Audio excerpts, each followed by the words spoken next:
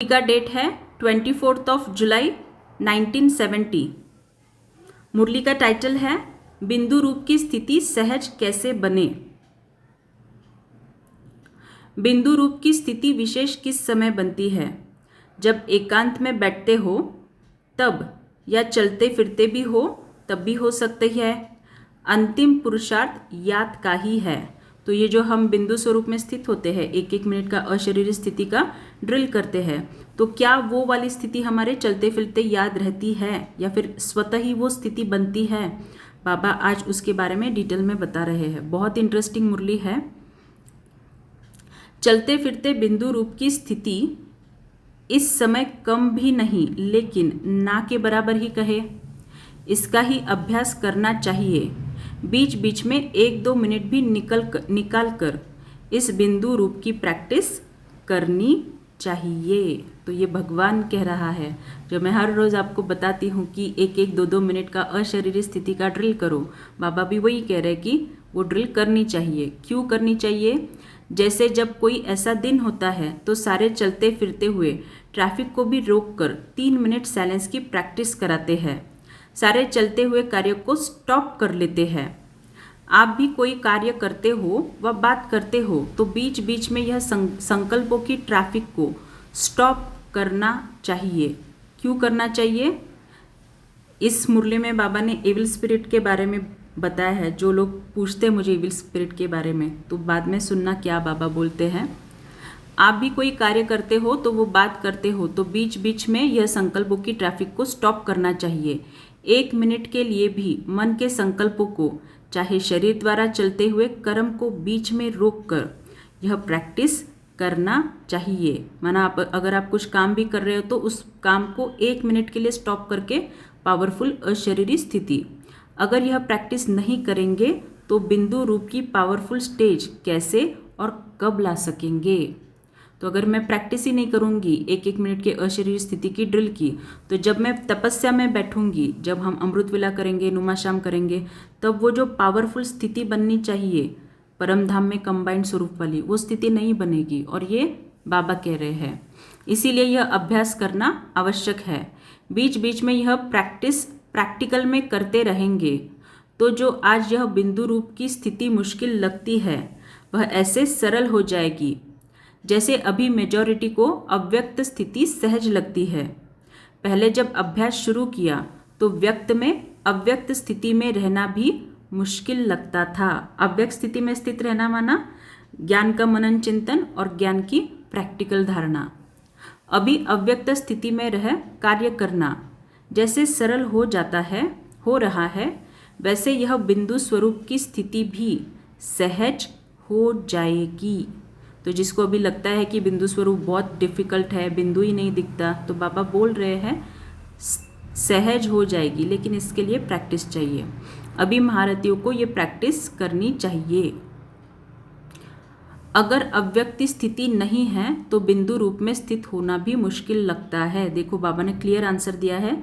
जो लोग, जो आत्माएं ज्ञान की प्रैक्टिकल धारणा नहीं करते, ज्ञान को प्रैक्टिकल में आचरण में नहीं लाते। धारणा मतलब सिर्फ इतना नहीं कि मैं पवित्र हूँ, सफ़ेद ड्रेस, फिर बैच लगाती हूँ, ये तो स्थूल धारणाएं हैं जो कि हर एक करता है।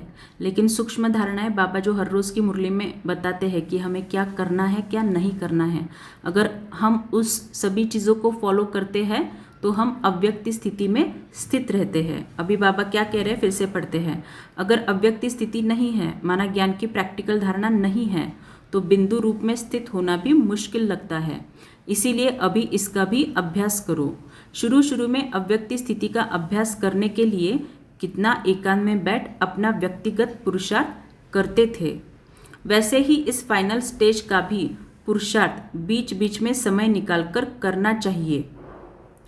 यह है फाइनल सिद्धि की स्थिति।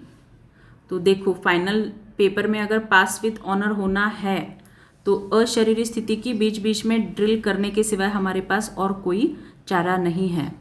जो संकल्पों की स्पीड है, जो बोलते बहुत सारे व्यर्थ संकल्प चलते हैं, वह भी दिन प्रतिदिन बढ़ेगी। इसी का मतलब क्या, हम कितना भी पुरुषार्थ करें वो व्यर्थ संकल्पों की स्पीड बढ़ने वाली है। अभी 1 सेकंड में जो 10 संकल्प करते हो उसकी डबल ट्रिपल स्पीड हो जाएगी। यहाँ फिर संकल्पों की स्पीड तेज हो जाएगी। एक तरफ संकल्पों की, दूसरी तरफ इविल स्पिरिट्स माना ये जो भटकती हुई आत्मा होती है उसकी भी वृद्धि होगी। और वो सभी नज़ारे आजकल हमें दिख रहे हैं। लेकिन इसके लिए एक विशेष अटेंशन रखना पड़े जिससे सर्व बातों का सामना कर सकेंगे। वह यह है कि जो भी बात होती है उसको स्पष्ट समझने के लिए 2 शब्द याद रखना है, एक अंतर और दूसरा मंत्र। जो भी बात होती है उसका अंतर करो कि यह यथार्थ है या अयथार्थ है, बाप दादा के समान है व नहीं है, बाप समान है व नहीं। एक तो हर समय भेंट करके उसका 1 सेकंड में नॉट या डॉट माना जो भी हमें करना है। अगर हमें लगता है कि ये अगर मेरी जगह पे ब्रह्मा बाबा होते तो ये नहीं करते, तो मुझे वो चीज़ नहीं करनी है। अगर मुझे लगता है कि मेरी जगह ब्रह्मा बाबा होते तो इस चीज़ को ज़रूर करते, तो मुझे भी वो चीज़ करनी चाहिए, माना नॉट और डॉट। करना नहीं है तो फिर डॉट देंगे, माना फुल स्टॉप देंगे, और अगर करना है तो करने लग जाएंगे। तो नॉट और डॉट यह भी स्मृति में रखना है। अंतर और मंत्र यह दोनों प्रैक्टिकल में होंगे, दोनों को कभी भूलेंगे नहीं, तो कोई भी समस्या व कोई भी इविल स्पिरिट सामना नहीं कर सकेगी। 1 सेकंड में समस्या भस्म हो जाएगी। इविल स्पिरिट्स आपके सामने ठहर नहीं सकती। तो ये पुरुषार्थ करना है। इविल स्पिरिट का रूप कौन सा है? उनका स्पष्ट रूप है कि किन्हीं आत्माओं में प्रवेश होना। तो किसी के शरीर में कोई भटकती आत्मा प्रवेश होती है तो हमें वो पता चल जाता है कि उसका बिहेवियर चेंज होता है वगैरह वगैरह, बाबा ने आगे एक्सप्लेन किया है। लेकिन इविल स्पिरिट्स का कुछ गुप्त रूप भी होता है। चलते चलते कोई में विशेष कोई ना कोई बुरा संस्कार बिल्कुल प्रभावशाली रूप में देखने में आएगा। तो ये बाबा ब्राह्मण आत्माओं की ही बात कर रहे कि उनका बुरा संस्कार बहुत प्रभावशाली रूप में देखने आएगा, जिसका इफेक्ट क्या होगा? उनकी दिमाग अभी अभी एक बात, अभी अभी दूसरी बात, वह भी फोर्स से कहेंगे। उनकी स्थिति भी एक ठिकाने टिकी हुई नहीं होगी। वह अपने को भी परेशान करते हैं, दूसरों को भी परेशान करते रहेंगे। स्पष्ट रूप में जो इविल स्पिरिट आती है उसको परख कर और उससे किनारा करना सहज है। माना किसी में भटकती हुई आत्मा ने डायरेक्टली प्रवेश किया, वो पागल जैसे करते सामने वाला इंसान, तो हमें समझ में आता है कि इसके अंदर कुछ है। लेकिन आप लोगों के सामने स्पष्ट रूप में कम आएगी, माना हमारे सामने डायरेक्ट वाली नहीं आएगी, गुप्त रूप में बहुत आएगी। तो गुप्त रूप में माना अभी बाबा ने जो ऊपर कहा है कि किसी का कोई बुरा संस्कार बहुत प्रभावशाली रूप में उछल खाएगा, जिसको आप लोग साधारण शब्दों में कहते हो पता नहीं उनका दिमाग कुछ पागल सा लगता है। लेकिन उस समय में यह इविल स्पिरिट अर्थात बुरे संस्कारों का फोर्स इतना होता है जो वह इविल स्पिरिट के समान ही होती है।